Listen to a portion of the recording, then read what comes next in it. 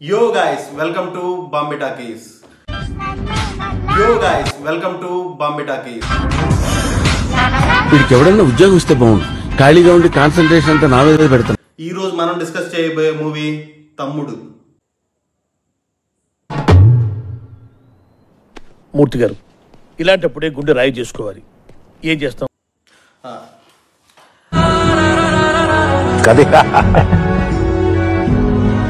ఈ తమ్ముడు సినిమాని 25 కోట్లకి థియేటర్స్ కి అమ్మారు. సో 25 కోట్ల కంటే ఎక్కువ కలెక్షన్ రాదనుకోండి, వస్తే సినిమా హిట్ అని అర్థం.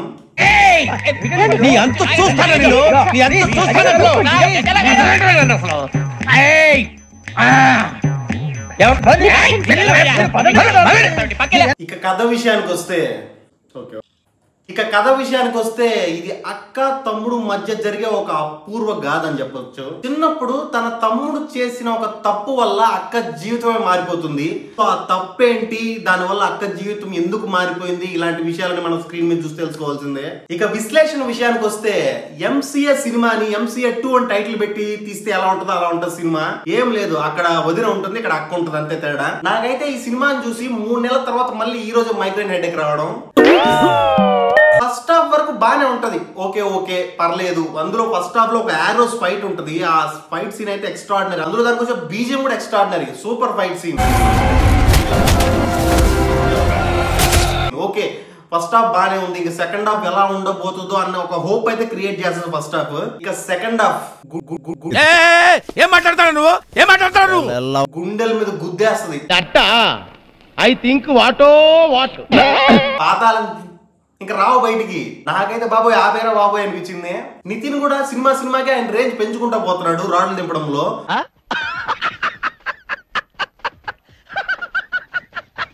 మొన్న రాబిన్ హుడ్ 70mm రాడ్ అయితే ఇది 90mm rod direct. Radha 550 Steel TMT. Transgender గట్టిగా క్లాప్స్ కొడితే ఆ సౌండ్ గా చచ్చిపోయే విలన్. అంటే విలన్ క్యారెక్టరైజేషన్ అయితే కొత్తగానే ఉంది, యూనిక్ గా ఉంది. ఓకే, యూనిక్ గా ఉంటే సరిపోదు, దానికి తగ్గట్టు నేరేటింగ్ ఎంగేజింగ్ గా ఉండాలి, ఇంట్రెస్టింగ్ ఉండాలి. ఆ రెండు అయితే మిస్ అయ్యాయి. ఒక యూనిక్ మాత్రమే మిగిలింది విలన్ క్యారెక్టరైజేషన్ లో. అసలు నితిన్ ఇంట్రడక్షన్ షాట్ చూసి నేను నితిన్ ఈసారి పెద్ద హిట్ కొట్టేసాడు అనుకున్నా. జనాలు కొడతాడని తెలియదు అప్పటిదాకా నాకు. అసలు స్టోరీ లేదు, ఏం లేదు స్టోరీ. జస్ట్ ఒక పాయింట్ ని పట్టుకొని అంత డ్రాగ్ చేసి దానికి ఏవేవో మిక్స్ చేసి తల్లక్కాయ నొప్పి పుట్టిస్తాడు. ఈ సినిమాకి ఏమన్నా ఒక పాజిటివ్ ఉందంటే ఒక్క మ్యూజిక్ డైరెక్టర్ ఎక్స్ట్రాడినరీ మ్యూజిక్ ఇచ్చాడు ప్రతి సీన్ కి. అసలు కనీసం అట్లీస్ట్ రివ్యూ ఇవ్వాలి అనన్నా, మూవీ చూడాలి అని కూర్చొని చూడగలిగాము అంటే ఆ మ్యూజిక్ వల్లే. బ్యాక్గ్రౌండ్ స్కోర్ ఎక్స్ట్రాడినరీ ఇచ్చాడు. అజినీష్ లోకి తీన మన మంగళవారంకి కాంతారా మూవీస్ కూడా ఈయన మ్యూజిక్ డైరెక్టర్. ఒక మంచి వెస్ట్రన్ బీట్ కి మన మైథాలజీ మిక్స్ చేసి చాలా బాగా డెలివర్ చేస్తున్నాడు మ్యూజిక్. సెకండ్ హాఫ్ లో ఒక బేబీ డెలివరీ సీన్ ఉంటుంది, అక్కడ ఒక శ్లోకం పాడాల్సిన ఇన్సిడెంట్ వస్తుంది. అక్కడ బీజియం మాత్రం చితకొడేసాడు అంతే. ఎంటైర్ మూవీలో నాకు బాగా నచ్చింది ఫస్ట్ హాఫ్ లో ఆరోస్ ఫైట్, సెకండ్ హాఫ్ లో ఆ శ్లోకం సీన్ అంతే. రెస్ట్ సినిమా బాదుడు.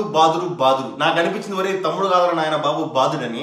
ఓటీటీలో అయితే కూర్చొని చూడొచ్చాము ఈ సినిమా. థియేటర్లో అయితే లిటరల్లీ హెడేక్ వచ్చింది. కంటిన్యూస్ ఫ్లాప్స్ ఉన్న నితిన్కి ఎక్కువ మార్కెట్ లేదు, కరెక్టే. సో ఆ మార్కెట్ తగ్గట్టు స్టోరీ చూస్ చేసుకోవాలి. ఈ స్టోరీలో చాలా VFX అవసరం ఉంది. ఆ బడ్జెట్ కంట్రోల్ కి ఆ VFX ని చాలా ఏదో కైన్ మాస్టర్ లో చేస్తే ఎలా ఉంటుందో అలా చేసి పెట్టారు. ఆ స్క్రీన్ మీద తెలిసిపోతుంటుంది అరే ఇంత పూర్ VFX అని.